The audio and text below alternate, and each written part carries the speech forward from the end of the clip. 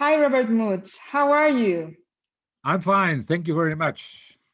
It's a very, very great pleasure to have you here and to interview you for this virtual International Students Day in Ocean. I think you don't need an introduction, but let's start anyway with that. So please tell us a little bit more about yourself and your experience, etc. Well, first of all, to all, thank you for listening to this and looking at this. Um, I'm Robert Mutz. Um, I am a director of an integral medical center in Amsterdam, and that's a center where we work together with 40 osteopaths, naturopaths, acupuncturists, psychologists, doctors, and so on. And we all 40 of us work together on in treatment of patients. That's one of my jobs. And another job, I'm a principal of College Sutherland, the College of Osteopathy in the Netherlands. And therefore, I have 30 years, about 30 years experience in teaching philosophy, embryology, and osteopathy in the visceral field.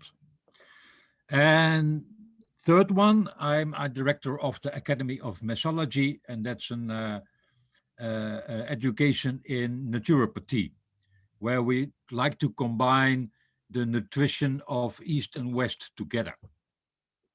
So that's about me a little bit.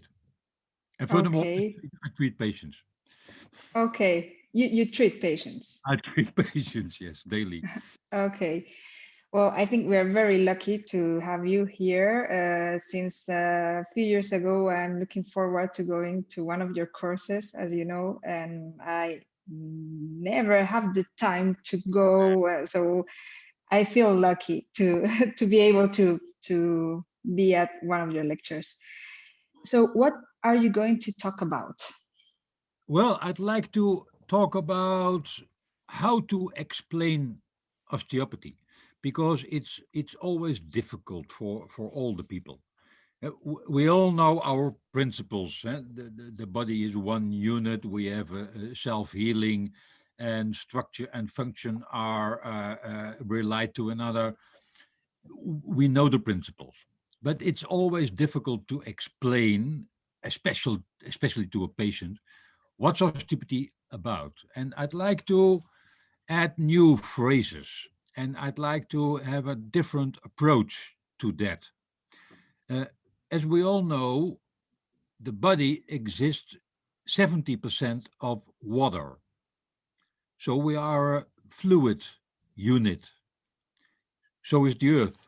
That's also 70% of water.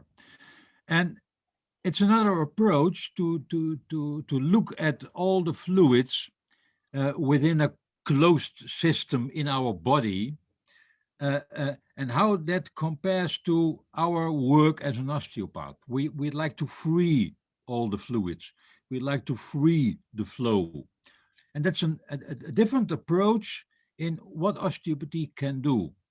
We all know when we look at a tree, it needs freedom to grow. It needs freedom to proceed its seeds. It needs freedom to get its leaves. We know that from an animal, but in a human body, it's not different. And in all parts of the human body, it's not different. So a liver needs its freedom. A kidney needs its freedom, and hip, etc., etc., etc., needs its freedom. But I'd like to approach it in a slightly different way. So Okay. I'd like to make it easy to explain osteopathy. Okay, I like the idea very much. It's true that we usually have some tendency to watch cells, fibers, etc., but we forget the water, and as osteopaths, that's a very big mistake.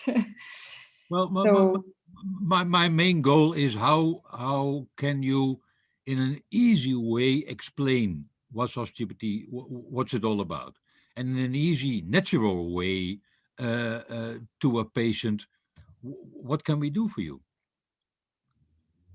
But okay, make it easy. It's complex enough. but that's for us.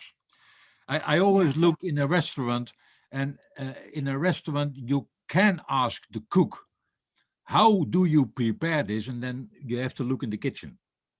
But it's more important to look at your plate, what's on there. But yeah. And that's for a patient the same. Okay, so I think there's no need to ask you why should students follow No, your lecture. I think that's clear enough. it's And clear I enough. really encourage everybody to watch it. I'm sure it will be really worth it. So please don't miss it. Thank you very much, Rob. You are See so welcome. you. See you on the International Virtual Students Day of OCEAN. Perfect. And see you all there. Bye. Bye bye.